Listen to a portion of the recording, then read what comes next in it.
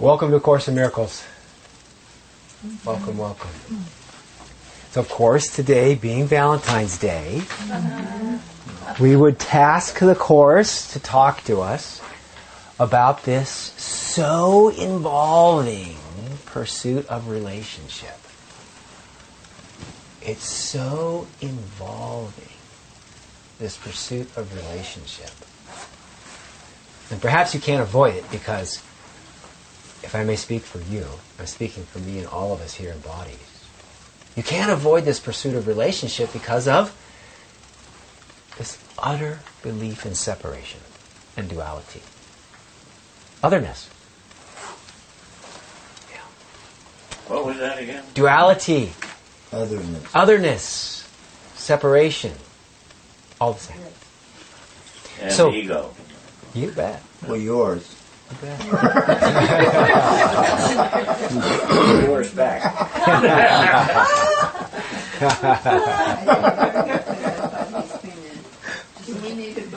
Yeah, you'll need books tonight. You'll need books. So for tonight's meditation, let's ask yourself, and again, each of these meditations is usually one word, and it's always very personal because A Course in Miracles is extremely personal. It is you who we're talking about. It turns out there is no other teacher but you. Nothing comes to you that doesn't come through you. And that is part of the divine plan for what you are.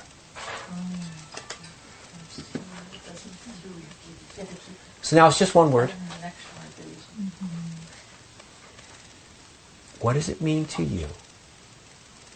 Where is it in your life? What does it feel like? Where is it found? What is relationship?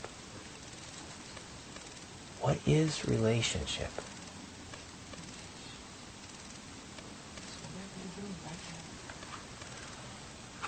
Is it a verb? Is it a noun? You know? Where is it in your life? Are you involved in a relationship right now in this room?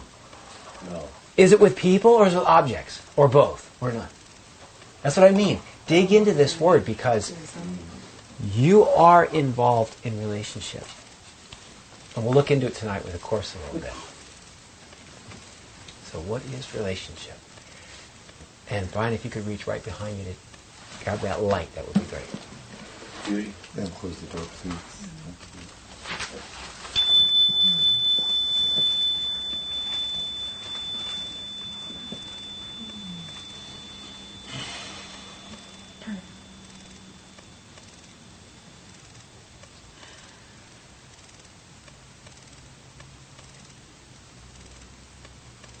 What does it mean to have a relationship with something?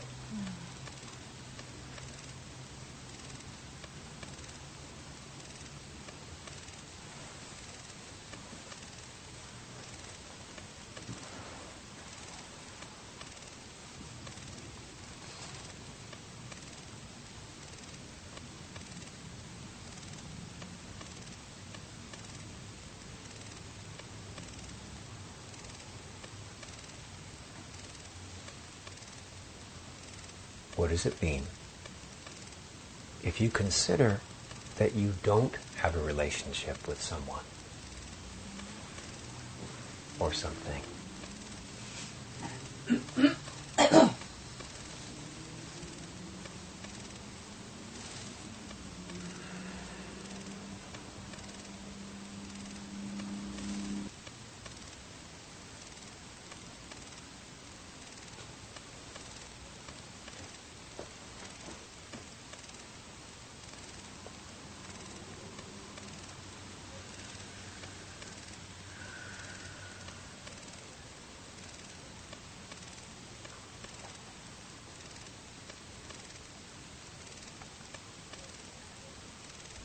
Where is a relationship?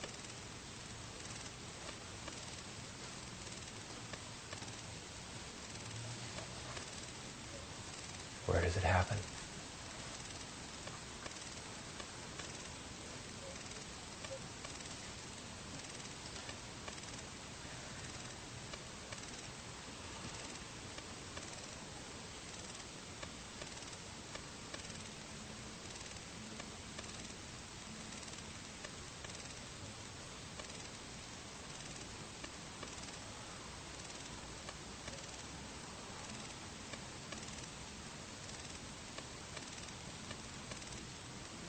Is a relationship a fact?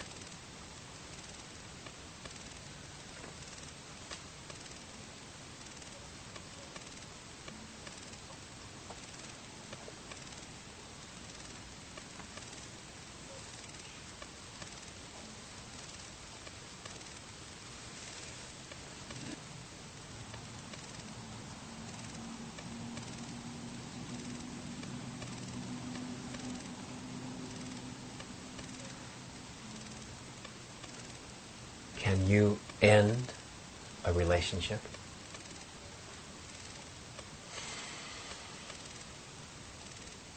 What would that mean if you tried?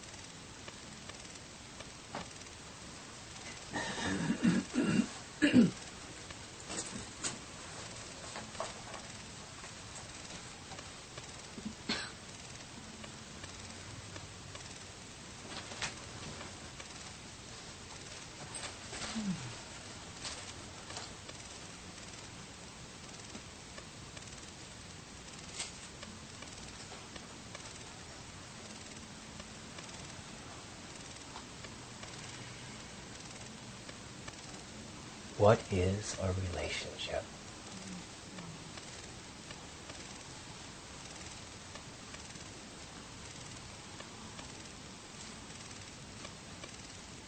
What makes a good relationship for you?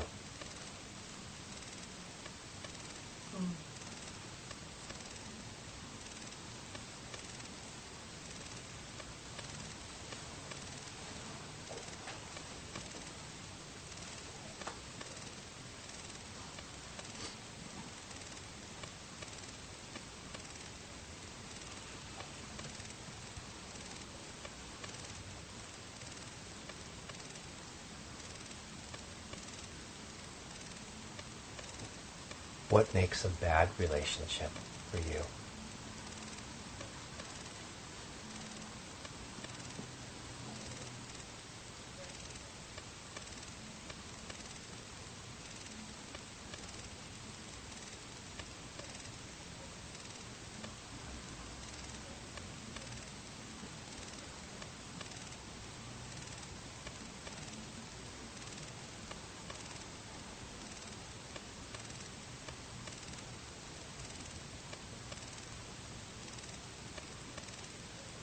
And finally,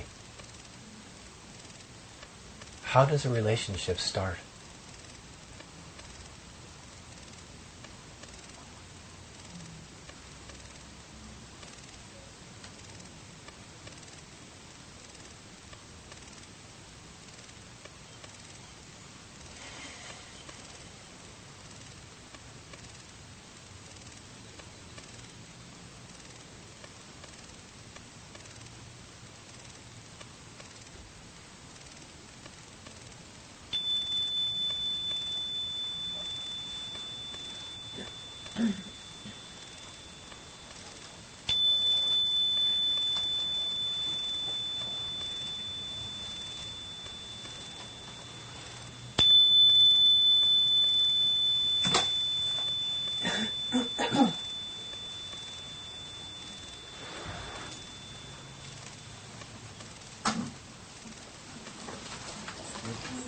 Interesting, huh?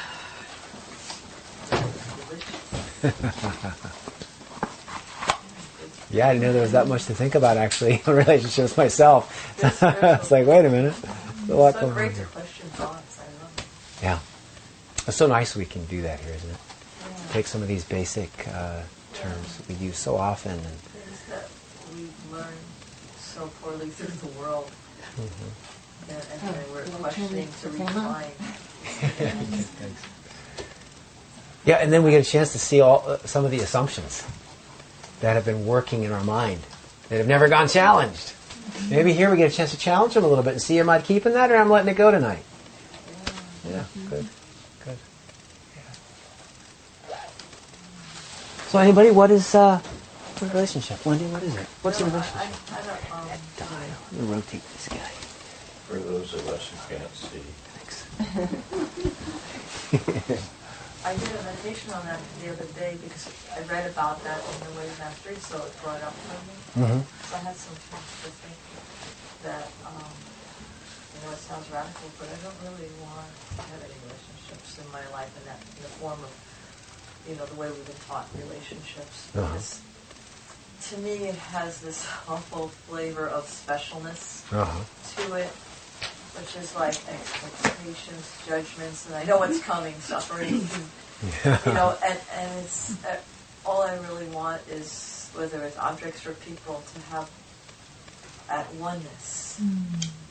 And to me, it's the opposite of that, because as soon as you think of relationship, it's like somebody needs something from you, you need something from them, you expect something. It's like the opposite of this real loving expression of freedom. So that sounds like you're describing what we've come to know, Kind of like a the special relationship where there's this contract of give and take. Let's back up a little bit before we go to that.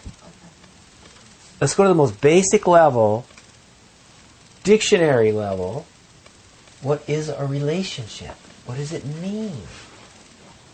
Me and other. An interaction. An interaction? Between two individuals of any kind. The interaction. Yeah, very good. And your first relationship would be with yourself.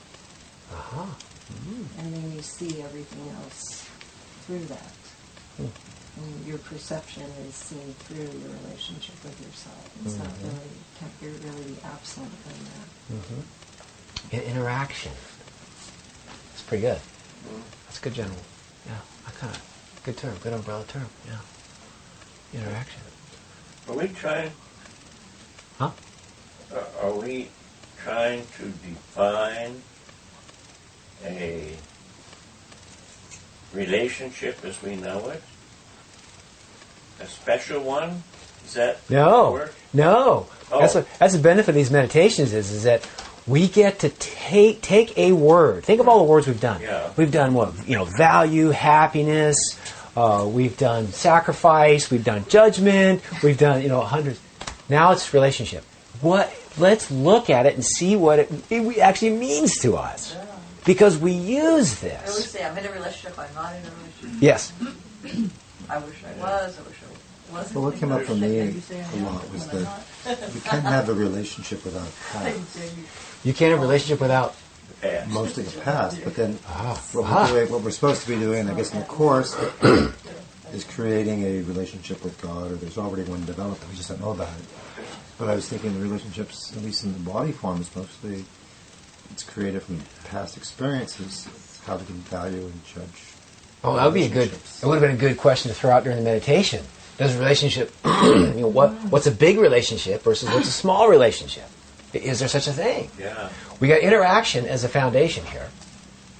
And now what I heard you say is, these relationships get space, size with past. If there's a lot of past, there's a lot of relationship. Is that what I heard you say? Yeah, but I was thinking okay, Obama. I don't know Obama, but I have a relationship with Obama because of my past and my history of the radio, the television. So, but I don't have a relationship with him, but I have a relationship with this concept called, but that's the past. Yeah. Does anybody say, does he have a relationship with Obama? Yes. Do we all have a picture of the man in our head right now? It's our thoughts. But do I have a relationship with him, or does he have a Hang on to relationship with me, or is it two different things going on? It's not outside. That's the question for you to understand. What is a relationship? And if you're going to say no, then that's going to start to be now that tool, if you will, is taking on a meaning. But it's so helpful for us to ask the most basic questions first before we launch into holy relationship, special relationship, loving relationship, any of that. Let's get a grip of what, how, where. Relationships are in our mind, in our thoughts. It's nothing out there. So you don't have to meet Obama Relationships are our thoughts projected out. Aha. Of course, we'll support that. Yep. That's for everything. That's where is a relationship. Right? There's nothing out there, including relationships. The ideas and perceptions and thoughts that In we our have, minds.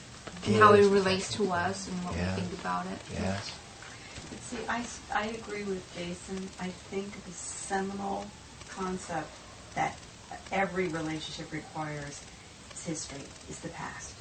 So when your even interaction has the concept of the past embedded in it, because once you start to talk with somebody, 5 words ago was the past, right? And it's taking place in time. I'm just stealing this from what Wendy Eckhart Tolle says, that once you use the word relationship, you're talking about the past. Yeah. And expectations, the future. Good. And so it takes you out of the moment. That's it. So you're expecting something or you're remembering something. Why didn't you put the toothpaste cap on or whatever? You know. Yeah. So I agree with you, Jay. I think It's all in time. yes.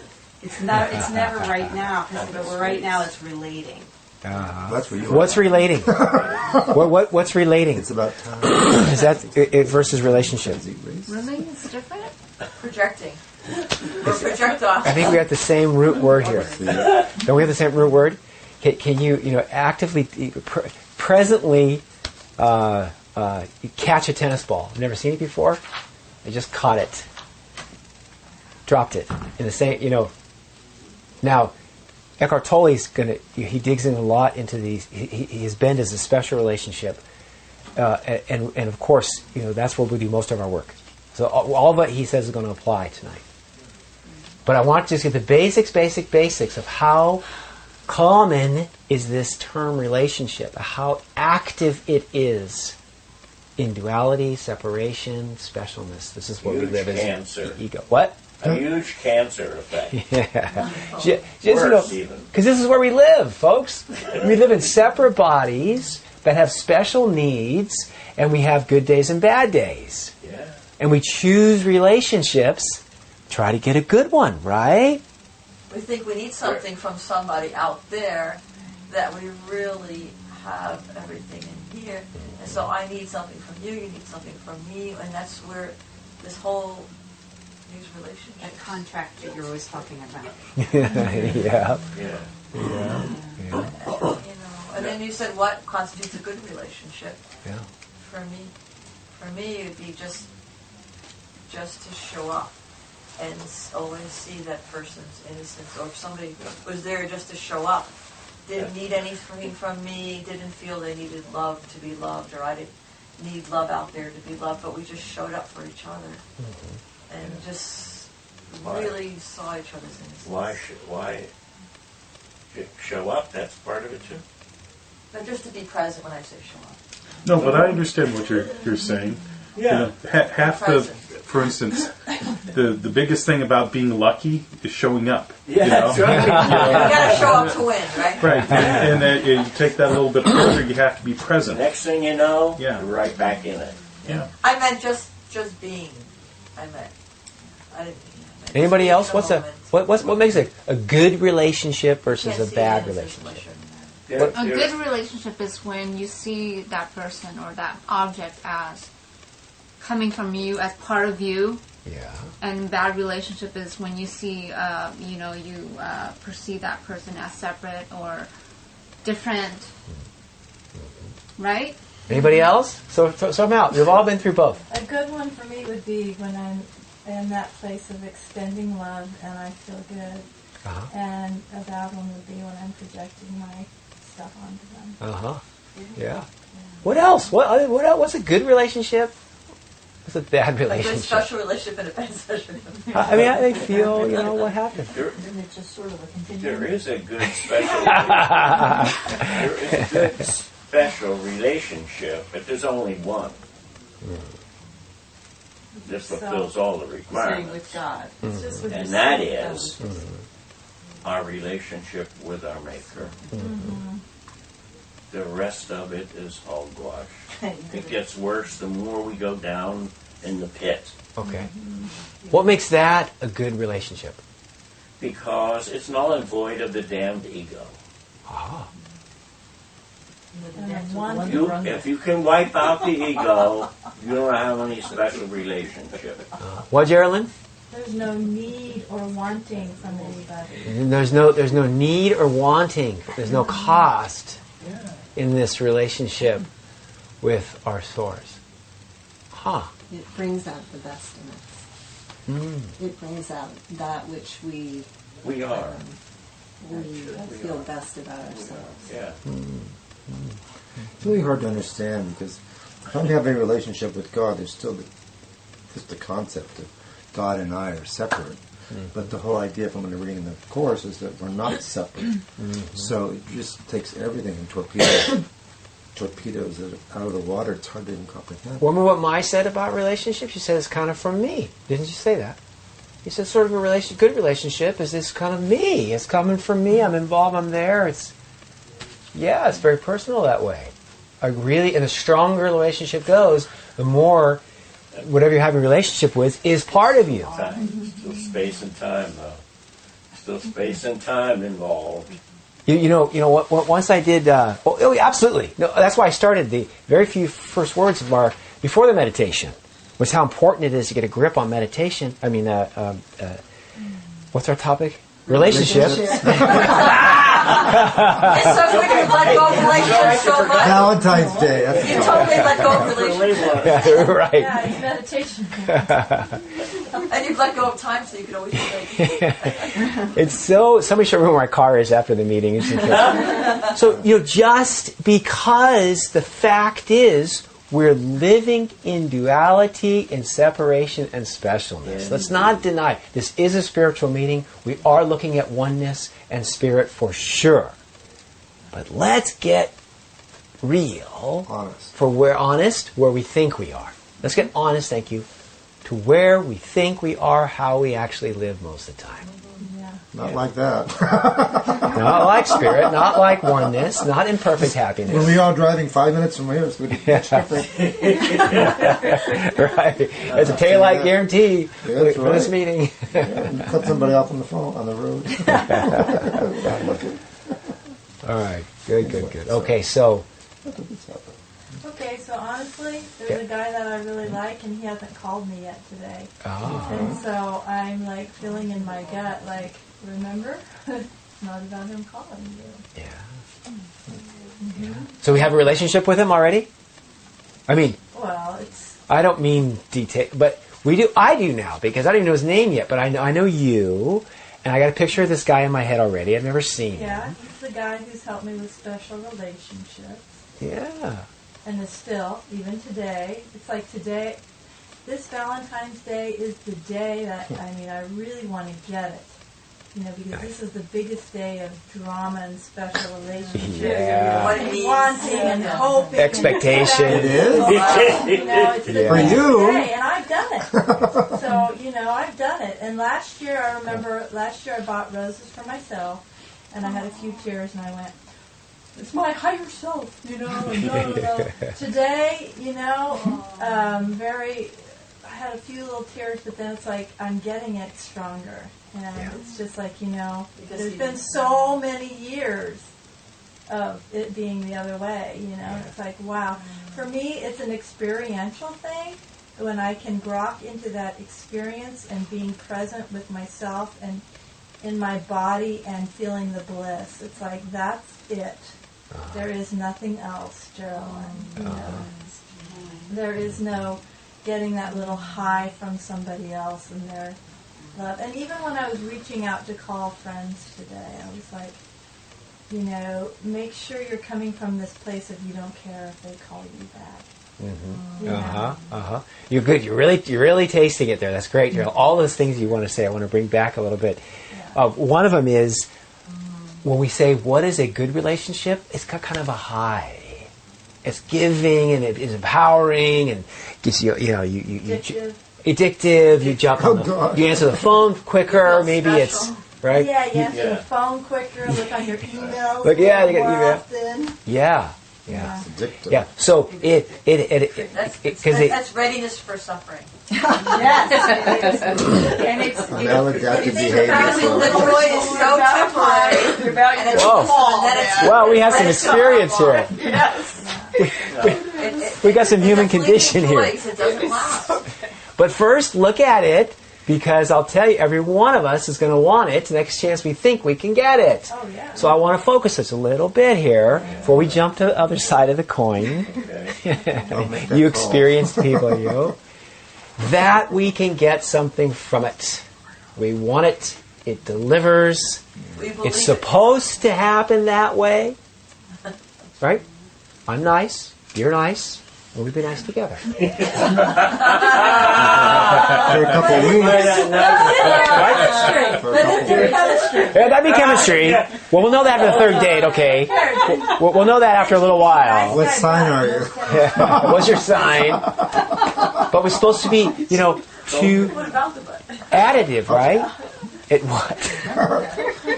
Additive, right? 2 pluses, 2 halves make a whole. Oh boy, we're both giving, so we have more than one. It turns people into monsters. Come on. You have these two people, I'm nice, you're nice, then put together are like horrible. It's a love-hate relationship when you end up joining for periods of time. Yeah. The Course calls it, don't be afraid to look at the special hate relationship. There was that, yeah. We'll get there tonight, maybe. Now, look. So look at the positive idea we have as we think of a good relationship. The Jews, it lasts for years. Some of we had have gone for years. We really, all those good years.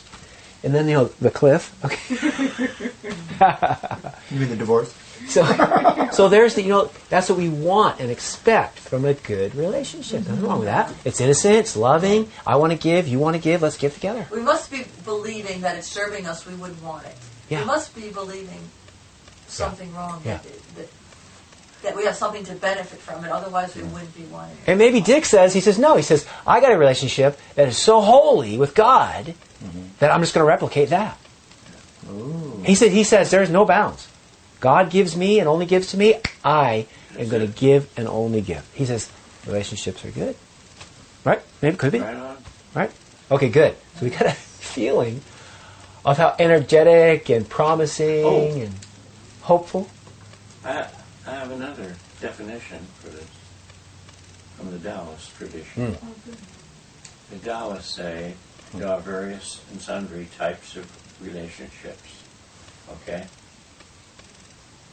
The one that all would like to achieve, and only 5% ever do, even once, is to experience what's called a relationship that is basically perfect, okay,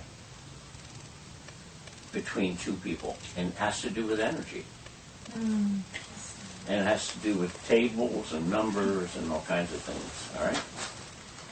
But that 5% is quite something, and it's just like what you were just saying. It's this and it's that and it's even more. I mean, it's just if you want to lose 20 pounds, you lose it almost unbelievably quick. If you want to go on international trips, that practically somebody passes the seats to you and say here, and it's a gift. I mean, it's really quite something. It only happens 5% of the time. We've all probably had at least one of these positive relationships that include something we might call passion. You're right.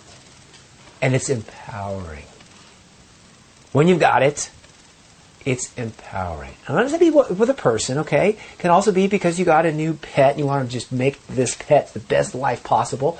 Or you've got you've taken up painting and you discovered you're talented with it and you just want to do great.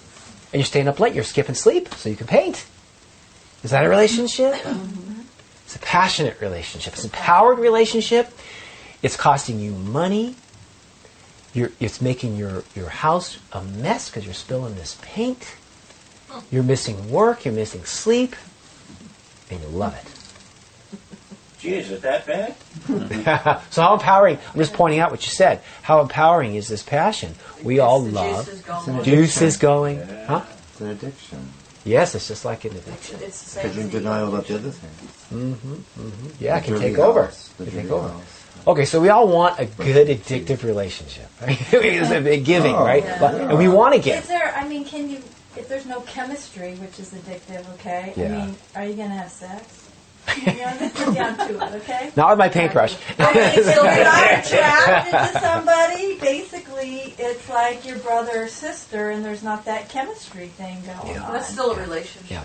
So it's like that. The special relationship is built on this. I've read this book about sex. Is it okay if I say it on your thing? Up there? Yeah, so that's a three-letter word. That's okay. Just because it's like sex can be very addictive to people, and it's like it's a draw, and it can be like a drug of happiness or whatever. And so within relationships, it's like that chemistry. I'm starting to go like, that's just a sensation. Uh-huh. That is just an intense sensation, and don't act on it. Or I'm just being with it differently, because I think all my relationships have been based a little bit on that chemistry. Yeah, and we tend to think that the sex thing, because of the energy involved and the power involved and the intimacy, that it is a proof of an alignment, of a good Holy relationship. relationship. Because you don't have sex with everybody. It's only those good ones, the right ones. It says in the Course in Miracles that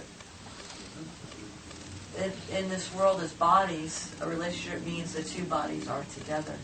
It doesn't have anything It is in chapter 2. than a physical. The end of chapter 1. People think it says that you're happy because two bodies are together, regardless Yeah. of what Yeah. you share or don't share. Yeah, that's right in the beginning. Yeah. At the end of It's pretty chapter 1, amazing. It's like and in the end of chapter 2, and it discusses, it's in the Ur-text, it used the word sex. Yeah. There's the original manuscript for the Course, and then it got cleaned up a little bit for publication. Oh, interesting. But it talked about that as a misdirected miracle Yes. impulse. Sex as Sex. a misdirected miracle impulse? Yeah, I really, really want to be with you and be closer with you. How do we do? I want to answer this call. I want to, this. Two physical bodies being aligned, it says. That's it. Yeah. Why is it wrong for mankind, but okay for dogs? Well, we'll take that up after the meeting. Or horses. No one judges them. Well, Why are that's we it. judging Well, ourselves? you're telling us your judgments, and so it's up to you whether it's okay. No, the book is. For the book makes no You said Ur-text. judgment on sex. But you said it was a misdirected miracle. Oh yeah, right or wrong, the way that the ego uses sex is trying to follow make a divine relationship. Thinking that what you really want is a big shift in perception, a wonderful change towards spirituality. So let's have sex and make it happen. We really want is to experience our own lovingness. That's what happens. But we think we have to do That's it. what youth is about. In its best form. It is It's best. interesting, isn't it? This Yeah. whole Yeah, it's topic. confusing. I mean, how personal do I want to get? But it's like, for me, Yeah. what I've realized is that with a gentleman I was seeing, is that we both were playing with the energy, as you were talking about, and just laying there and observing the sensations arising in the body and not acting on them and being with them and breathing in and relaxing our bodies and not acting on it. Mm-hmm. And he was like, it helped him to stop and center into the energy versus it being about me wanting me. And I shared on Sunday, because we talked about sex and at our group and community circle, and it was like, what turns you on? And I said, what turns me on is somebody who's centered in their highest self and in their energy-filled connection towards their light and love and their essence. And, and then, because I've always thought, then imagine coming together with two people being together. How often have I experienced that? It's like meditating, and then waiting till your higher self says, now put your hand here or move here. It may happen, it may not. You don't even care because you're in the energy field. So let's talk about now a good relationship in terms of dancing. A good dance partner, you would move together. You both have the intention and this energy. You hear the same music. You put your hands in the right places. Your feet go in the right places. And you start to cooperate. Or not. It doesn't have to be that way. For me, a good dance, it works that way. You're cooperating. You're not stepping on each other's toes. One person is leading, and the other is saying, lead us, not lead me, not rule me. That's not their attitude, is it? With a good dance partner, no, it's lead us. You lead our dance. Teamwork. It's beautiful, right? Mm-hmm. It's synchronistic. It flows. You begin to feel like you're one thing moving around the dance floor. It's really good. Everybody had that experience. Yeah. Now, what's a bad relationship? And just in the interest of time. Non-synchronous. The opposite of that. Yeah. Instead of giving this great experience. Opposite of both giving. Yeah, it's costly. Draining. I almost heard you say, when you don't have energies right, somebody does not have a full energy, they tend to suck it out. Yeah, vampires. You can really feel it. Or they dominate. Yeah. Ooh, you feel sapped. All right, so thanks. We spent a little time with That was that. a good example. I like that one. Good. Thank you. All right, but I want to get us into the book. We're going to number 16. Well, yeah. So I'm gonna indulge us a little bit, and we're gonna move. Because we are working special relationship. We're reading chapter 16. Let's look at a few of the highlights to come. Oh yeah. Because it will help us frame chapter 16 our reading. And so what I want you to do is jump ahead even further to chapter 22. And this is page 467. Just a little treat from the Course in Miracles to put this relationships in perspective. I think there's a couple paragraphs here that are just so in your face on relationships. On Valentine's Day, we can't pass this up. I love the first sentence. Okay, so salvation and the holy relationship. All right. Sometimes it's good to skip forward. All right, you guys read me ahead. Yeah. Well, this is great because these couple paragraphs we're going to read, they really do kind of couch what this book is trying to say. Barbara, would you begin for us? One paragraph each. Sure. Take pity on yourself, so long enslaved. Rejoice, whom God hath joined, have come together, and need no longer look on sin apart. No two can look on sin together, for they could never see it in the same place and time. Sin is a strictly individual perception, seen in the other yet believed by each to be within himself. And each one seems to make a different error, and one the other cannot understand. Brother, it is the same, made by the same, and forgiven for its maker in the same way. The holiness of your relationship forgives you and your brother, undoing the effects of what you both believed and saw. And with their going is the need for sin gone with them. Mm-hmm. Who has need for sin? Only the lonely and alone, who see their brothers different from themselves. It is this difference, seen but not real, that makes the need for sin, not real but seen, seem justified. And all this world would be real if sin were so. For an unholy relationship is based on differences, where each other thinks the other has what he has not. They come together each to complete himself and to rob the other. They stay until they think that there is nothing left to steal and then move on. And so they wander through a world of strangers, unlike themselves, living with their bodies perhaps under a common roof that shelters neither, in the same room and yet a world apart. Whoa. Wow. I know Is that getting a little cold? You guys feel a chill in the air right there? Yeah. Is there any truth in that? They come together, each to complete himself and rob the other. They stay until they think that there's nothing left to steal. And then move on. Ouch.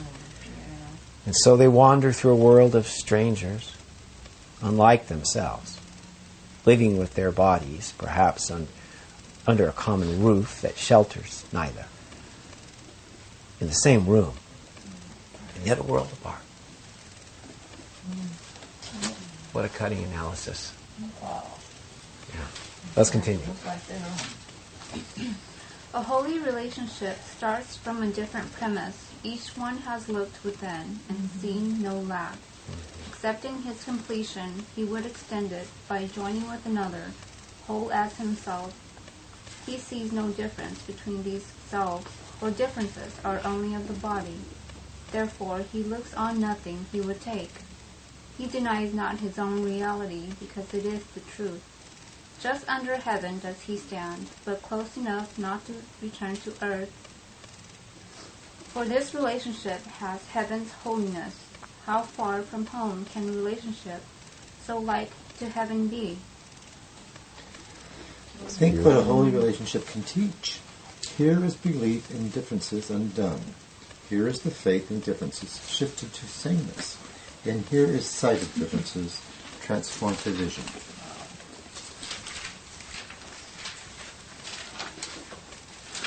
Reason now can lead you and your brother to the logical conclusion of your union.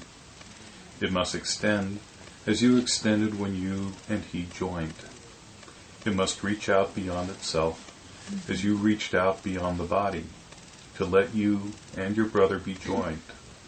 And now, the sameness that you saw extends and finally removes all sense of differences, so that the sameness that lies beneath them all becomes apparent. Here is the golden circle where you recognize the Son of God. For what is born into a holy relationship can never end. Nice. Thank you. So there's a couple of paragraphs. But this really says it. That's beautiful. Yeah. About the eternal energy. Yeah. Jesus always does it better than we do. He does. He's really good. Well, that's because he's aligned with the truth. That's all. Don't. He says, you too. He says, no, just come with me. Open your eyes. Follow me, and you will do this and better. Yeah. You can align with the truth. It's in you too. Come on along. I'll write a book for you. So you carry it around if you want. So look at this last paragraph. Think what a holy relationship can teach. Here, in this holy relationship, is belief in differences undone. Mm-hmm. Here, in this holy relationship, is the faith in differences shifted to sameness. Do you remember we talked a couple weeks ago about the difference between... we talked about faith, actually. I think it was faith or trust. It was trust, wasn't it? We talked about faith during trust. We did. That's right. You're living in trust is what we ended up talking about, was trust.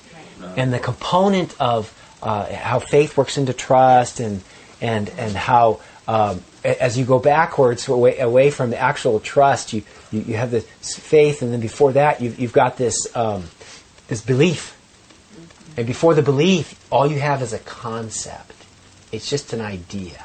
I'm not sure if I believe it yet, but here's how it goes. Here's the idea. The idea. And then before that, even, it's just a simple thought. You made sense. So there's this progression we talked about that night.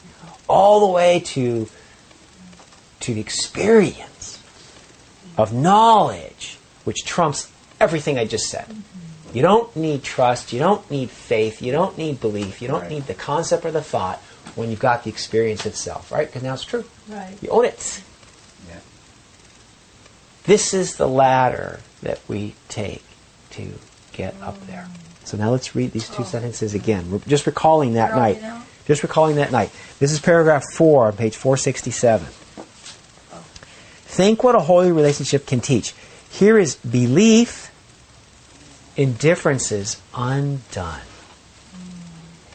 You see, how much of our relationships are our beliefs, maybe it's our pasts from other relationships, that we're applying to this one? How paralyzing can those beliefs be?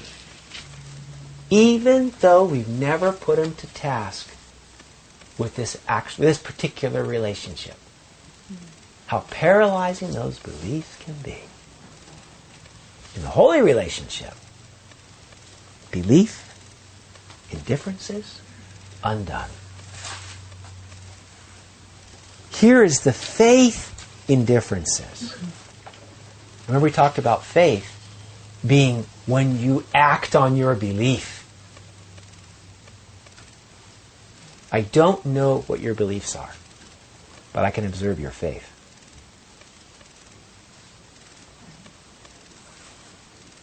When the light turns green, you just start driving. You didn't even look.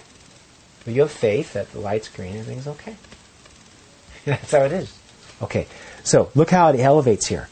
Here in the holy relationship is the faith in differences shifted to sameness. So we actually perform, we abide, we live with sameness as the experience, with a faith in sameness. Boring. Yes.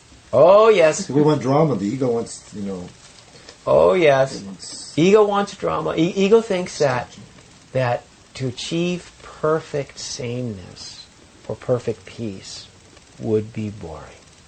Kill itself. It does. It would have no need for the ego. He does. Because the ego's world exists. Everything the ego does, prepares for, buys, learns, and tries to do is all in the approach to peace. But you never can't imagine actually attaining it and going beyond it. Wants it. But as the Course says, the ego's credo is seek but do not find. Do not find. And the whole ego's existence is below the attainment of peace. So of course it thinks that if you go beyond me, if you actually got peace, well, it would be boring, it would be, Look to purpose. How could you find anything? I mean, seek but you do not find. What the hell? What have we got up front that's trying to discover something? Okay? We got the problem up front. Yep. That's a relationship with the ego. Yes. We have a relationship with the ego. Yeah. How strong is that relationship with the ego? Ooh. Anybody want to volunteer? Yeah. No, I don't. Lifetime. Is it present? Lifetime. Often? Yeah. Yeah, that's right. So you've got that ego, that relationship with the ego is driving your bus most of the time. And I'm being very generous when I say most. Don't give a percentage. I All found right. that one day and you All right. corrected me. All right. But yet, Yeah. we still have that small percent where we can be the decision maker. Mm-hmm. Choose. Yes, indeed. Yes. What we don't and can't recognize from this side of the equation is what Jason said. Oh, it sounds boring. Being the same? Who wants that? No. Relationship should be, what? Somebody tell me. There's a pithy saying that says opposites attract and then beat each other up or something. I forget how that goes. It's so interesting at first, but then after a year or two, boy, it's so annoying when you do that. I thought you liked that. It was cute in the beginning. You told me you liked that. Yeah, that's right. What else are you lying about? Maybe everything? Opposites attract, and somebody has to tell me how that, I forget how that actually goes. And then opposites attract, but similarities stay together, or something like that. Some wise phrase goes that way. But anyway, so my point is that, yes, the ego will honestly and innocently assess that if we had no differences, it'd be boring. And if we had perfect peace, What's interesting about that? That is how the ego will analyze and will offer you proof that it's not good. Don't do it. But I've learned from this book that peace is the beginning. Peace is the required fertile soil from which things like joy grow. Things like happiness actually begin in earnest. For the first time, you could actually share something. Once you get past this level, this line that peace describes. If you don't have peace, can you honestly love? Can you honestly share? If you don't have peace in your mind and your heart, Can't understand anything. can you be tolerant? Can you understand? Can you open your ears and actually listen? If you're not peaceful. No, cannot. Can you be patient with something? Can you trust it if you're not peaceful? Peace is the beginning, folks, to every single thing you claim you want. Values. What are Who here's an artist? Who here's an artist that actually made something? Anybody? Painter, sculptor, musician? Hello? A mess. I made a lot of messes. All right. Cook dinner. Dinner! Cooks! We have a cook here. At least one, two cooks that I know of. Think about it for a minute. In order for you to create, how helpful is it to be peaceful? Very important. Can you feel that when she said that? Very important. It's quintessential. In a sense, you're in survival up until the point that you're at peace. Oh, that's great. So that's where you have to start from.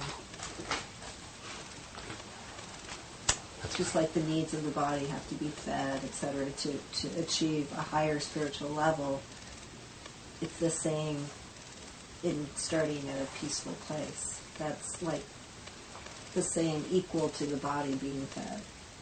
It's the foundation. Beautiful. It's the foundation. Absolutely beautiful. It's a foundation and it's a requirement. So next time your ego gets to you and says, I don't know, make it all the same, that sounds boring. You have no clue what you just said. You have no clue where the truth of what happens Those once you creating attain those experiences in our life that we're thinking with those thoughts. That can be dangerous if you don't want something. peace is not the end, it's the beginning. Of all the things you ever said you wanted, did you want happiness? Did you want to be helpful? Truly helpful? Did you want to share? Did you want to be that person who is open-minded? If you're not peaceful, none of these things can occur. All of these things require But, that. I mean, the peace Yeah. can't be attained from external circumstances happening the way you want them to. Right? Yeah. First. Yes? Right. Let's talk about relationships now again. And external circumstances. There's nothing out there. We want a good relationship that will make us happy. So says the ego. And then I'll be happy. Seek, and seek. What were you just saying? Well, the ego says, I want a good relationship that will make me happy. I'm sad, and depressed, and unhappy, and I got some bills that I can't pay. What I really need is a good relationship. We're all busted. Would just solve all of these things. Yeah. And I got a car problem too, so add that to the list. Well, good relationship. A good relationship with money. With money. I mean, those are obvious by just saying, I want a relationship with somebody who's a meditator and who's on the same page as me and who is this and who is that, you know, and not necessarily to quote save me of all my physical problem stuff, but even that, you know, is an ego saying, no, it's what's in front of you. It's not wanting that perfect relationship that is loving and matches you to that. You know. So honest. Yeah. Okay, so that kind of leads us into another. Ego seeking. Yeah, it's still ego. But it's good to say it out loud because a part of us wants to believe that That's our goal here, folks, is to catch the ego. Sweet and kind to you, and, you know. Yeah. If you hear it from your own words, it's suspicious. Say that again? Oh, yeah. If you hear something like that, you know, from your own words, it's suspicious. Oh, right, yeah. It really is. Yeah, if you hear yourself telling yourself a great story, a great promise. Yeah, it's can't work. Well, it won't work. It's simple. I mean, it's loving If what you it put is. some effort into it, I don't give a damn what it is. If you put some effort into it, you're already dead before you get started. Yes. So beautiful, Dick. Very, very, very, very great to say. And the holy relationship would not require this type of effort that you describe, where there's seeking many kinds. a denial and suppression and try real hard. And, Imagine what we just read were true, that the faith in differences was replaced with a faith in sameness. And oneness. Now, even though, of course, you're male and female, of course, you've got, this versus that. But what we're talking about in the holy relationship is you still have your apparent differences that the eyes see, but they're not accorded the faith and belief in differences. The ego says, of course it's different, Andrew. The Holy Spirit says, let me show you how alike they actually are. The holy relationship is lived that way, with a reinterpretation of differences. This is what we're talking about, what a miracle is. A reinterpretation, a shift in perception. Yes? Yes. And you actually do a lot of them in the course of the day, but not even aware of it. Isn't that so? Yeah. So in reality, there's no differences. Yes, that's correct. That's correct. What God created, it's changelessness. Yeah. It's not wanting a man more than a woman or a child. It's whatever's in front of you and your connection to the divine source. And whatever's in front of you, whether it be man, woman, child, different color, what have you, is complete. You give it completeness. The ego says, well, it would be complete if, oh my God, that terrible scar. I see what you mean. Yeah. I still love him, of course. Big fat scar. See the perfection in it, which is God created everything perfect. But that's kind of an easy way, isn't it? Not the body. Where you take the judgment out. The ego operates on judgment.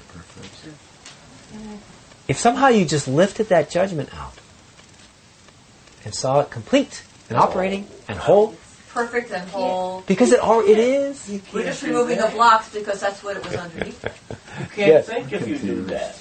Confused or bored? You can't judge Confused. If the body's not real, then how do I have a relationship with it that's perfect? Where does a relationship occur? In your mind. In the mind. In the mind. Right. Where does the idea of a body occur? In the mind. Projecting. Where does the experience of a good relationship occur? In the mind. With tons of oxytocins, adrenaline, Tons of oxytocin. endorphins, and all the other eluding drugs and hormones Oxycontin. that keep it perfectly in its... Perfect homeostasis. That's a good one. The oxytocin's flowing. That's a good one. The oxytocins are the love hormones, like the new NRE, new relationship energy charge. That's You know they oxytocin. injected a. Where you see the person as perfect. They, We can see the person as perfect all the time and not lose those things. you guys I know want about. injection of that oxytocin. You guys know about this? This is a hormone that's in the human system. It's in all animals, at least most animals, mammals. It's a hormone, and it is microgram. I mean, you use a pin of a pin, and when it's present, you get that warm feeling. Your eyes are open when you think of the person, see the person. You kind of like to maybe have a hug. Yeah. Oxytocin gives you very, very high trust feeling. It lowers your barriers to trust and be with this person. Everything's okay. Like a martini. What? Chocolate do that? Yeah. No, chocolate has that. Like a martini. I don't know if it has oxytocin in it, but it does have that effect on me. Or it creates in the body. You picked your drug of choice. So we've all felt this, and it's that. What do we call it? What's that? Euphoric love. Everything. When you first start to fall in love with somebody, what is it? The relationship and Puppy love. The Infatuation. infatuation. Yeah, this that's just. the word. Oh, they can do it real wrong. I can't stop thinking about I'm them. glad we forgot. Oh my God, I go to sleep. I wake up. Yeah. So that's this oxytocin fires. It is a drug. It is. It's a self-made drug. Very, very, very, very little amounts. It's amazing that way. And it really tries. They injected a mouse with a little bit of oxytocin. Well, in the lab, it's a lot. And the mouse is hugging every other mouse in that cage. The mouse went to go hug the cat. Oh, isn't it? The mouse says, "Oh, another human, another being, another warm, furry thing."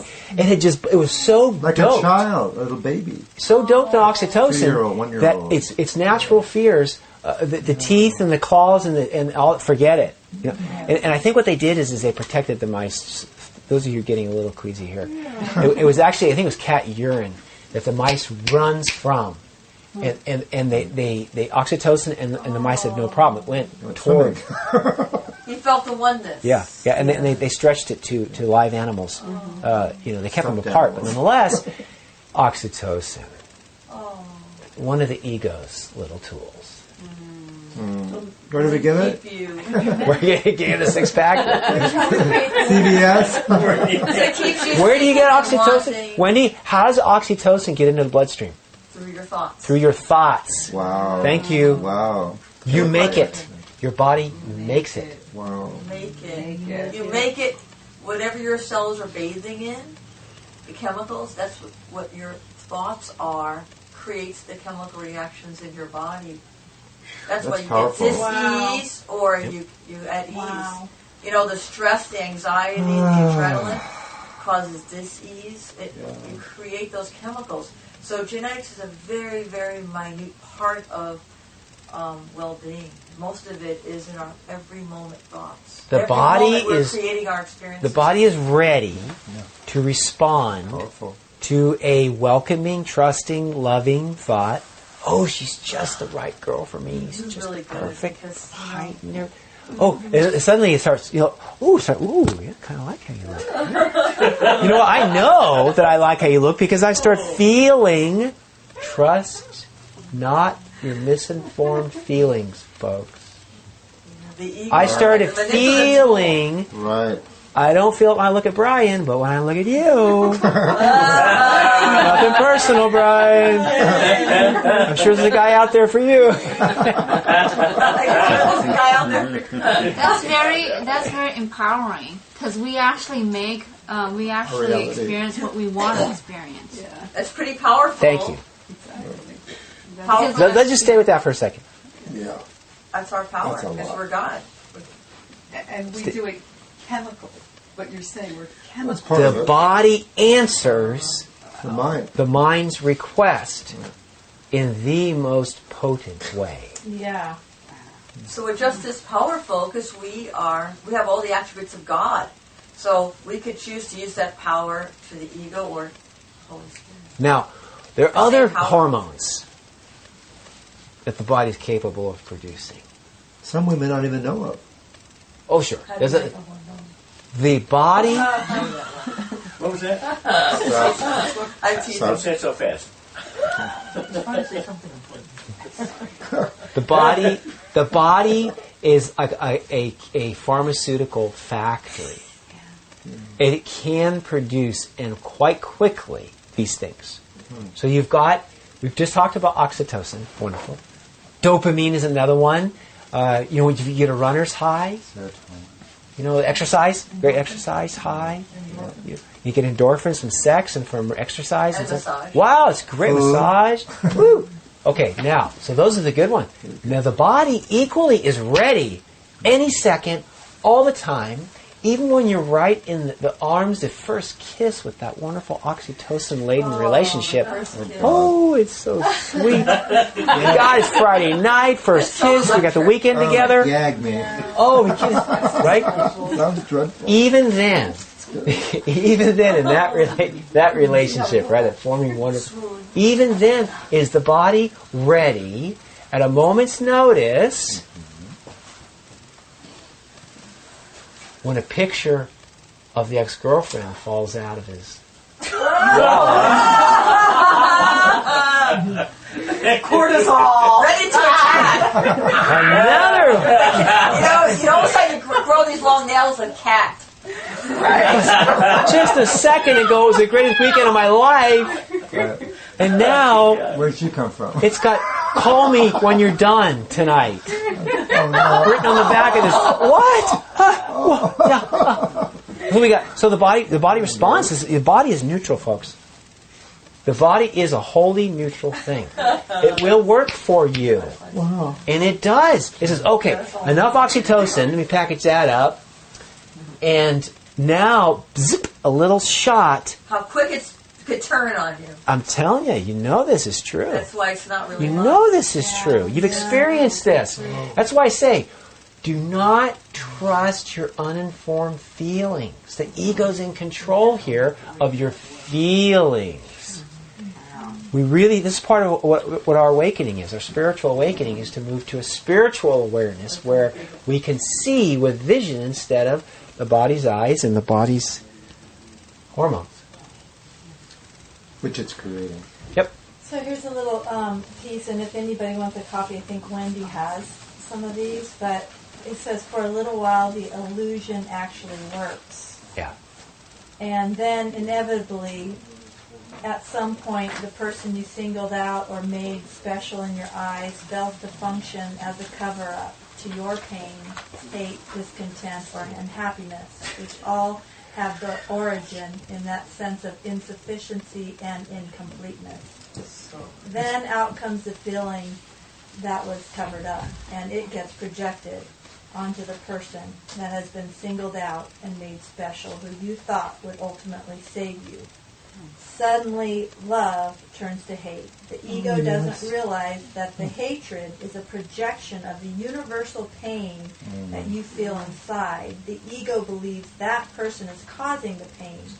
It doesn't realize that the pain is the universal feeling of not being connected with the deeper level of your being, not being at one with your higher self. Yeah. Peaceful. Oh, thank you. Thanks, Geraldine. You want to read that in the course? That section in the That is course? so right on. Yes. Turn to page 337. Just a few pages beyond where we are in our normal reading. 337 in chapter 16, section 4. Just what Geraldine just read. Some of what Eckhart Tolle is talking about is here in chapter 16, called The Illusion and the Reality of Love.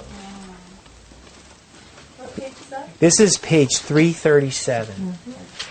Who's up to bat? Judy.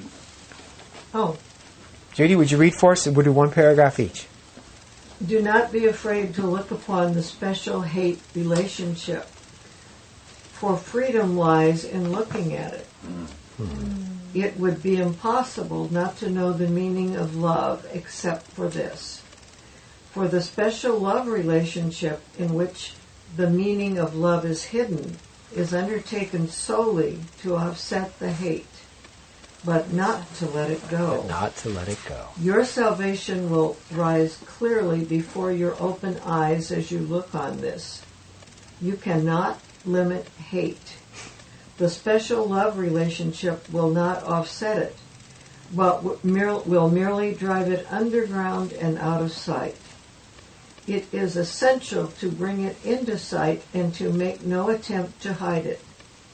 For it is the attempt to balance hate with love that makes love meaningless to you. The extent of the split that lies in this you do not realize. And until you do, the split will remain unrecognized and therefore unhealed. Isn't that an amazing paragraph? Wow. How we try to reconcile hate and love? Yes. Okay, well, right now, I kind of feel like I love you. So let's remove some of the barriers here. But if you park your car in the driveway one more time, I'm not sure. I think the hate's going to come out for a day or two. It's just all transactions. Yeah. So now, you see, if we operate this way in a relationship we call loving, then we're trying to reconcile and balance hate and love. Now, I'm willing to be nice to you and love you, but we've talked about this before. When you park your car in the driveway, I can't get my car out. We can't get the mailman can't get in. The garbage cans are stuck. You don't know how much trouble you cause. And I just, I can't. I'm sorry, but I just can't. I just can't hug you and hold you until you move your car, and then remember not to park it there again. Then we can talk about it. Right. So now, look. You know how we sort of get into this contractual relationship. This is a special relationship. That's what we're saying. Of course. What I'm saying, what we're saying here is that because we're willing to call this a loving relationship, well, I still love you. Just the way you parked that car really pissed me off. I still love you. Oh, please. Right? Now, you see what we're doing is because we call this our loving relationship, we're also describing how love operates. Yeah. We're describing our loving relationship. With God? The most loving of all. Yeah. What did you do to piss God off? I left him. Gotta go now. Yeah. He has no clue of anything that's not of love. Place. Oh, good. You're not listening to your ego at all. That's great. That's right. Zero. I'm glad to hear that. Our thoughts especially. Zero. I'm really glad to hear that. Okay, let's continue because this is so great. Who's up to bat? Carolyn. I'm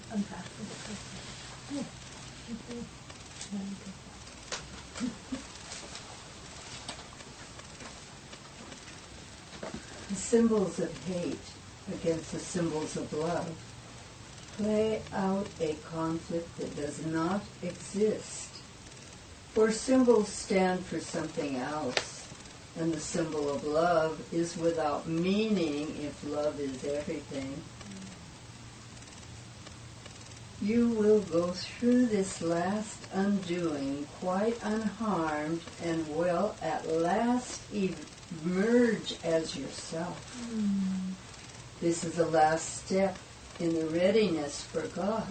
Would you please reread those two sentences again? Wow. They're so wonderful. Wow. The symbols stand for something else, and the symbol of love is without meaning if love is everything. You will go through the last undoing quite unharmed, and will at last emerge as yourself. This is the last step in the readiness for God. Be not unwilling now. You are too near, and you will cross the bridge in perfect safety, translated quietly from war to peace. For illusion of love will never satisfy, but its reality, which awaits you on the other side, will give you everything. Beautiful, beautiful, beautiful. Yeah, I read that beautiful. And, I could really process the meaning when she was reading that. Yeah. I can't process anymore information. Well, let's look at this word that it uses. It uses the word translated. It doesn't say denied, ignored, substituted.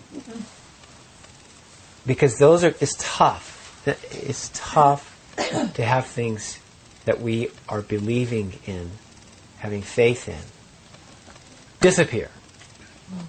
No.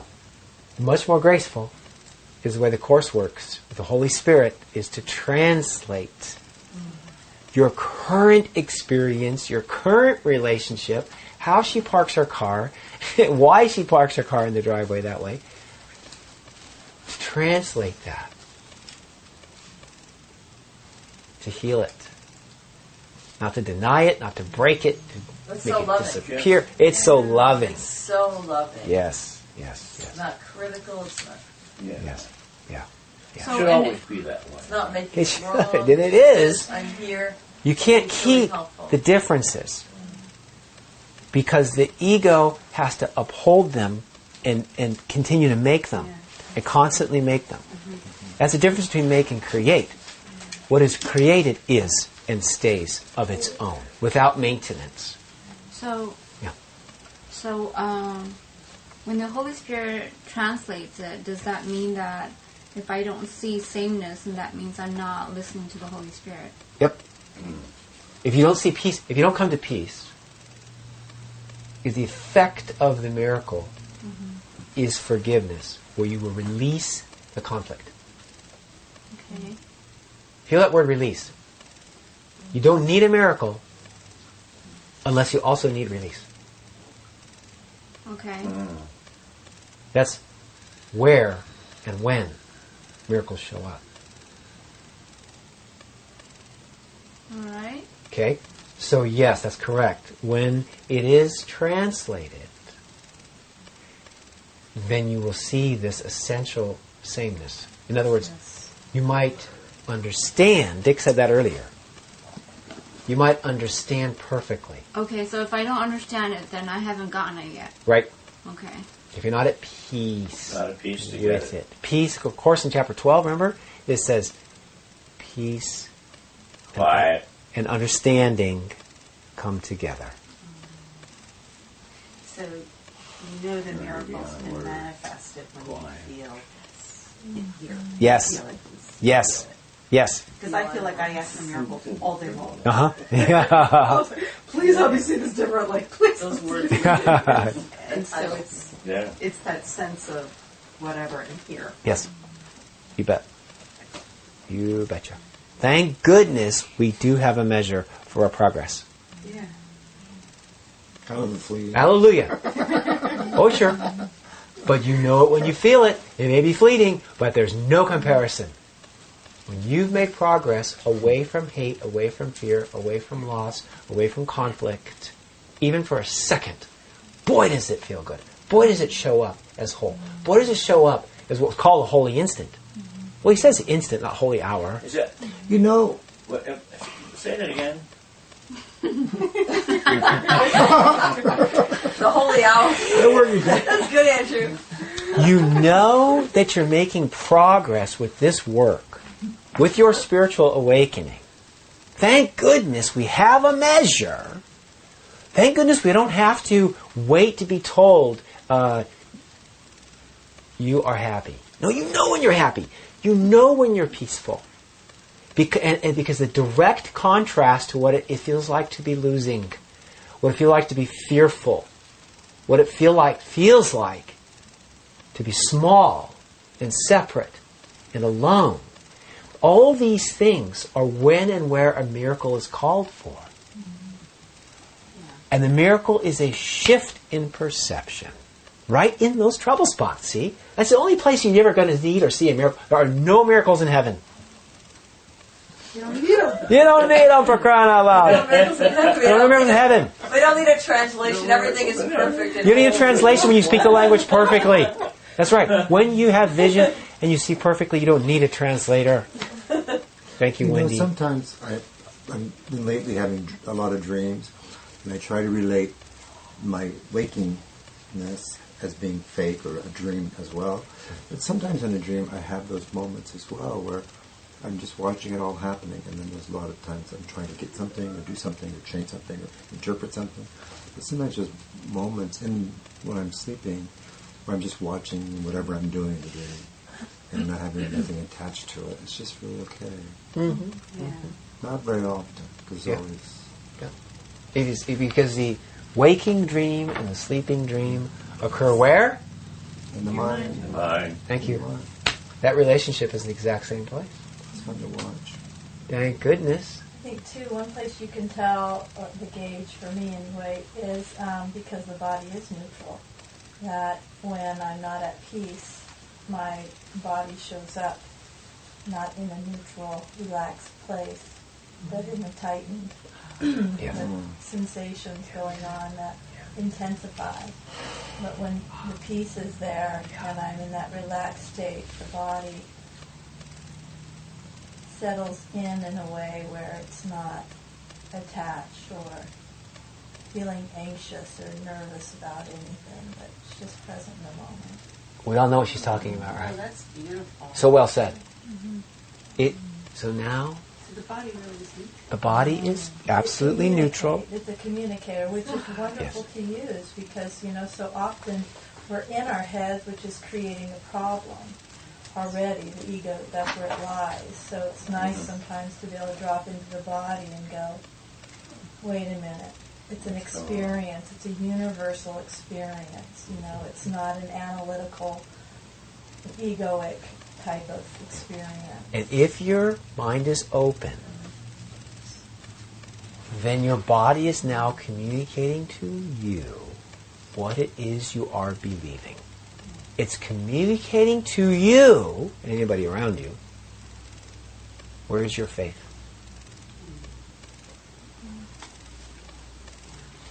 Just as she beautifully described. Yeah. Really beautifully said. Thank you for sharing. Yeah. You really know when somebody's angry or afraid. They can feel my gut. And you know when they've had a chill pill. You know what? When they've had a chill pill, somehow they've had a relaxing thought and everything's okay for right now. What do you got? What's up, Jason? This is cool. They're open. You can see it, feel it, taste it, right? Not hard. The body's communicating. Way beyond words. Journey beyond. Yeah. Thank you. And so the title. Let's continue. Such a great little section. Kadma, what is that word? Kumbaya Kaba or something. What's that song? Kumbaya. Kumbaya. Jason would like to take a moment for a few refrains of Kumbaya. Is anybody else interested? She's good. How about row your boat? That's all it's saying. Geraldine, got the pipes. Okay, would you please? And can you sing, Dick? Okay, check out the paragraph he's going to deliver here. This is, for me, a lot to ingest. Really. Share it with us. I just start with the first 4 or 5 words Yeah, here. I know. And I could spend a half an hour just pondering that. Yeah. But this says, a special love relationship is an attempt to limit the destructive effects of hate by finding a haven in the storm of guilt. You got to read that again. Wow. Now, is that what in the hell? Excuse me. I'd turn back if I were you. That's why it's worthwhile to forget about Okay, I'll go on. No, read that again for us. Read that sentence again for us.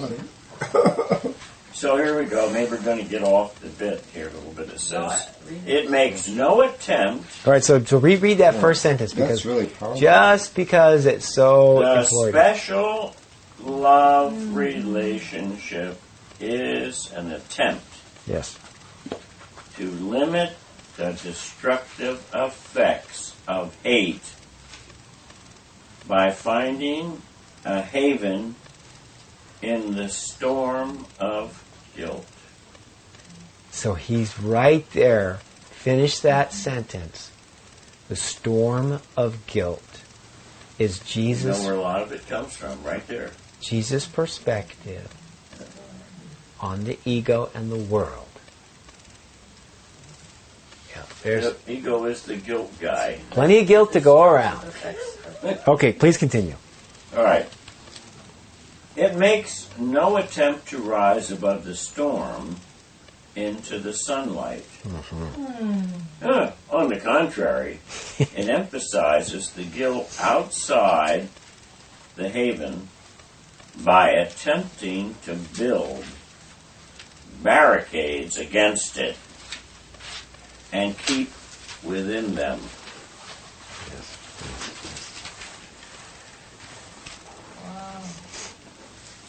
Still up. My page is sticking together here. All right.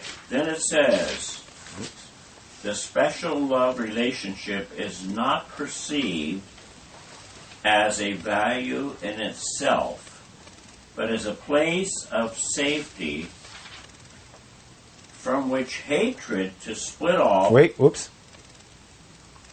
From which hatred is split off and kept apart. The special love partner is acceptable only as long as he serves this purpose. Oh, gosh. Hatred can enter, and indeed is welcome in some aspects of the relationship, but it is still held together by the illusion of love. If the illusion goes,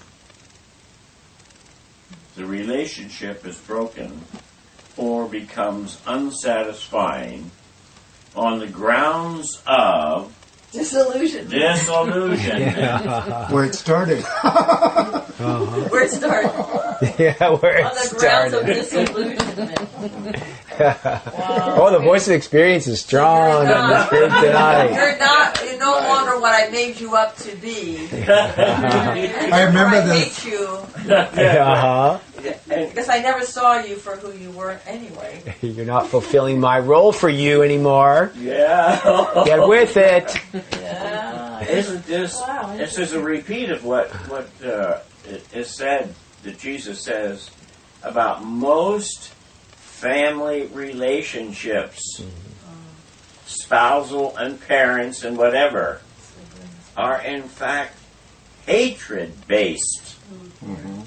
Because they're all special Hatred. relationships. Oh, Not all this fancy cars, loving back and forth and crap and parties and all that.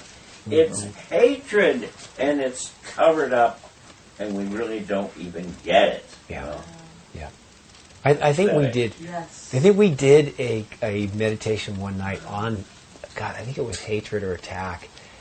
And didn't we discover That that was a good one. the most painful attacks are the ones from who they say they loved us. But you said you loved me. Now, I didn't hear that, the last sentence. from those who had said they loved us, those attacks are the ones that really hurt the most. And we created them. Yeah, you know that's true. We did, yeah. Let's continue so we get this in before the night's out. We love pain, don't we? So powerful. Well, we will, in the next couple of weeks, we will be reading this section, so we'll blow through it tonight, but we'll come back to it on a regular reading. Coming up soon. Wendy, would you read for us paragraph 4? A little bit of light here. Yeah. Here's the turnaround. Love is not an illusion. It is a fact. Where disillusionment is possible, there was not love but hate. Ooh, there's the fine print on that wonderful relationship. Never was love. We never loved anything. For hate is an illusion, and what can change was never love. It is sure that those who select certain ones as partners in any aspect of living and use them for any purpose which they would not share with others are trying to live with guilt rather than dying of it. Wow. Oh, God. Wow. You read that again? It's confusing. Like in one ear, out the other. It is sure that those who select certain ones as partners in any aspect of living and use them for any purpose which they would not share with others are trying to live with guilt rather than die of it. Wow. Ooh. What does this Yeah, say? we'll spend some time with that when we get there. I don't want either one of them. Yeah, that's right. Well, yeah, he's just pointing out the way it works. That's the way. That's it all. works. We have Let's to continue. see what we're doing for us to realize that we're not. It's not serving us. No, Yeah. we're really not getting anything. Right. Yep, yep, yep. This is the Put that on choice the they board. seek, and love to them. There's only an escape from death. Mm-hmm. They seek it desperately, but not in the peace in which it would gladly come quietly to them. Read that sentence again. They seek love desperately, Yes. but not in the peace in which it would gladly come quietly. Remember I told you peace is the fertile ground from which comes all the things you say you want. It is true. Oh, that's what, yeah, it comes back. Let's continue. And when they find the fear of death is still upon them, the love relationship loses the illusion that it is what it is not. When the barricades against it are broken, fear rushes in and hatred triumphs. Ooh. We really have to look at it for what it is. Yeah. We have to look, we have to really, to bust the ego, we have to see what it's doing and how we're cooperating. Yeah. And what's he making it easy for us, Wendy? Is each of us here has had some experience in this area. We've all lived long enough to have relationships. And Yes. Where the promise was experience the so words. high. And where we held on to the love as the safe haven. You know, just because you and I promised that we love each other, we're going to put up with your parking issues. She's the parking problem. You're the axe wielder. I was the axe. That's right. Yeah. Oh no, with So- the dog. I had to take care of your dog. Yeah, that's right. God. So that that guilt, the storm of guilt, but we've got a safe place in the storm of guilt because of this little contract we got going. Whew, how tenuous is that? This is not peaceful. It's So not. we're denying the hatred and the guilt. Yes. Yes. And eluding ourselves to believe that it really is love. That's very well said. That's very well said. Because you can't deny something that you don't think is there. We're denying the guilt that's actually there. We're holding it at bay. And that's what's keeping us aligned with the ego. Yeah. Because we're in that denial together that, hey, we really have this love. Yep. Yep. And as long as you're denying, you don't have to judge or punish for it. But it's Until you change your mind and Very you don't good. do the right reflection of thing. yourself. It's the hatred of yourself. Oh, yeah. The guilt in yourself. Came out of you. Hey, where does relationship exist?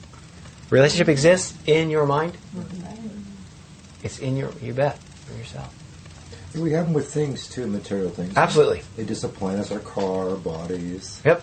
You broke a shoelace. Bang. Now the whole shoe is just no good You today. get in a plane wreck. Gosh. Darn it. In the towers at 9/11. All right, let's continue. Let's continue. Or hangnail. Yeah. Well, I don't think we should go on at number 5. Are you afraid of that one? Well, no, this is terrible. Wait till we get to 6. No. Really? Really? Well, I mean, you think 5 is a doozy. He wants to swim in this a little bit. No, we will. In a couple of weeks, we'll come back and we'll really dig into this. You know, as we Jesus. normally do. Good one. So, Lisa's well, she's meditating. Sorry, yeah. Would you like to? Pass. Okay, so pass. Okay, Jennifer. Pass out. Okay, here we go. This very important paragraph. I'll tell you what we're about to hear here. The course is very humble. The course, Wendy and Lisa, the course is very humble, and it says it in the very first paragraph introduction. It says, "Well, we do not try to teach the meaning of love."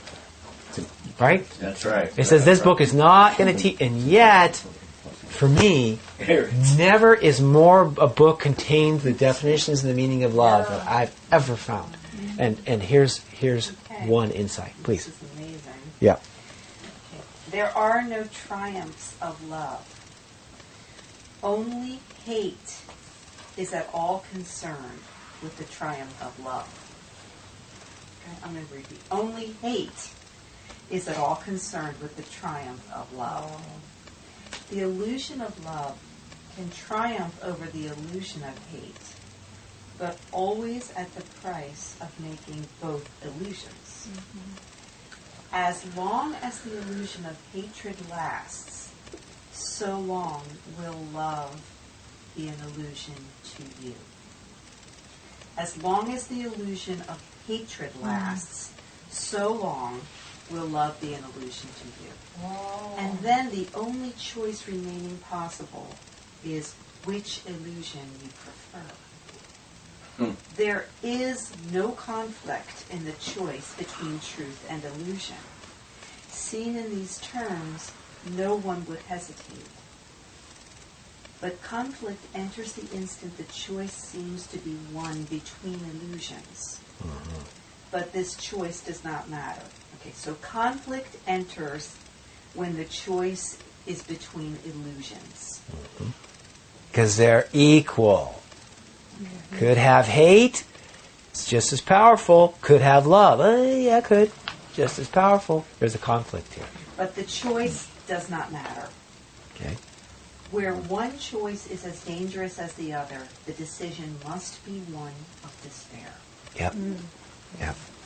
Your task is not to seek for love, but merely to seek and find all the barriers within yourself that you have built against love.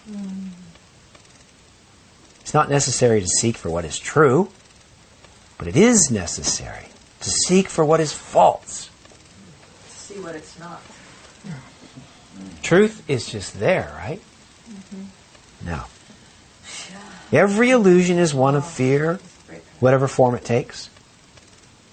And the attempt to escape from one illusion into another must fail. If you seek love outside yourself, you can be certain that you perceive hatred within. Wow, that's huge. They're afraid of it. Again? See this? Sometimes some people call A Course in Miracles the owner's manual for yourself. And this is like right out of your user's manual. This is right out of the user's manual for you. For you, would be this sentence. It says, if you seek love outside yourself, you can be certain that you perceive hatred within. Wow, that's huge. That's huge. But don't we all do that a little bit? Yeah. I mean, don't we love it when someone laughs at our jokes? Or, I mean, that's ego, I guess. I don't know. Yeah. And don't, and yeah. Sorry. All right. Well, this will be really fun. This will be fun. We'll do a meditation on that sentence when we get to this paragraph. This will make a great. Okay. All right. And of course, you are afraid of the hatred within. Of course, because what more powerful hatred is there than your own? In you. Nobody can hurt you more than you can hurt you. Nobody ever does anyway. Nobody hurts you more than you do, right? Because you're the only one that actually does in every case. You're always the one who does the hurt anyway. Yes. We'll get there. Responsible for all of it. So you're afraid of it because you know exactly how it feels and where it goes. But let's continue. Yeah, that makes sense. Yet peace will never come from the illusion of love, but only from its reality. Beautiful. Recognize this, that it is true, and truth must be recognized if it is to be distinguished from illusion. The special love relationship is an attempt to bring love into separation. And as such, it is nothing more than an attempt to bring love into fear and make it real in fear. In fundamental violation of love's one condition, the special love relationship would accomplish the impossible. How but in illusion could this be done? It is essential that we look very closely at exactly what it is to think you can do to solve the dilemma which seems very real to you, but which does not exist. You have come close to truth, and only this stands between you and the bridge that leads you into it. Beautiful. Let's do one more paragraph. Really good. Yeah. Heaven waits silently in your creation. Heaven waits silently, and your creations are holding out their hands to help you cross and welcome them. For it is they you seek. You seek but for your own completion, and it is they who render you complete. The special love relationship is but a shabby substitute for what makes you whole in truth, not an illusion. Your relationship with them is without guilt, and this enables you to look on all your brothers with gratitude, because your creations were created in union with them. Acceptance of your creations is the acceptance of the oneness of creation, without which you could never be complete. No specialness can offer you what God has given, and what you are joined with Him in giving. Okay, we run out of time. What page is that on? Okay, this is page 339, and what it is, chapter 16, section 4, called "The Illusion and the Reality of Love." This was a perfect session. Perfect. I'm so glad we skipped. Happy Valentine's Day!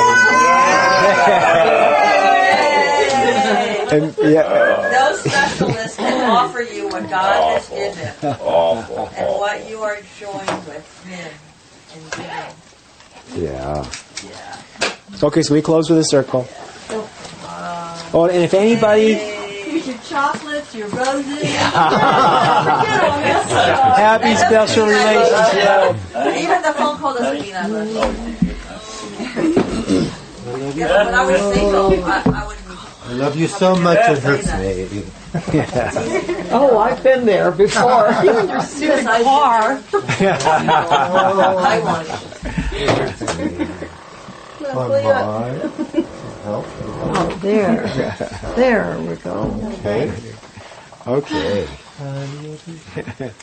Oh yeah, we need to buy some more books. So if you drop an extra $5 in or something, that'd be appreciated. The meeting somehow we need more. $5?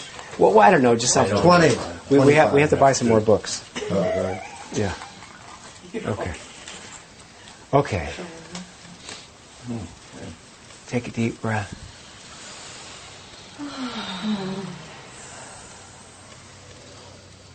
And you are in relationship. Because relationship is thought. It comes to you with your own bidding and exactly as you would have it be. Now this is the good news, and this is the bad news.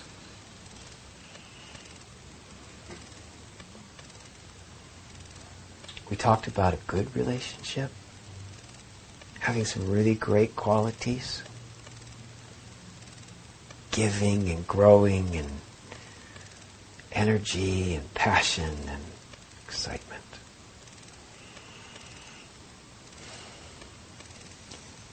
And the bad relationship, draining and dismissive and ending. Course in Miracles says you have one life, and that you share with God. Dick says the best relationship he can think of is with his source. A holy relationship is where all things of differences are translated into the common ground of sameness, which just means it's the beginning of peace.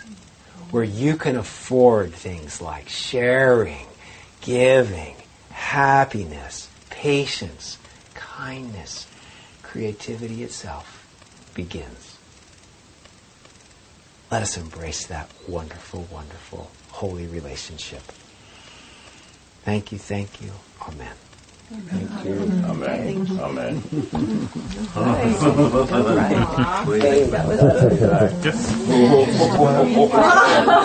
that a singer? Was that a singer? Hey, Is it here? Good to see you. Good to see you.